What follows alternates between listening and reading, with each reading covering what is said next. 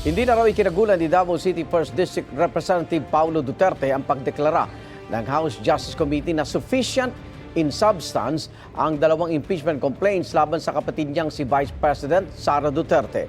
Sabi ni Duterte, pagpapakita raw ito na ginagamit ng ilang miyembro ng Kongreso ang impeachment para sa politika. Mensahe niya sa 54 na bumotong pabor sa reklamo, temporary lang ang political power pero permanente ang pananagutan sa mamamayang Pilipino. Ang Malacanang naman muling iginit na hindi makikialam si Pangulong Bongbong Marcos sa impeachment proceedings laban sa bise.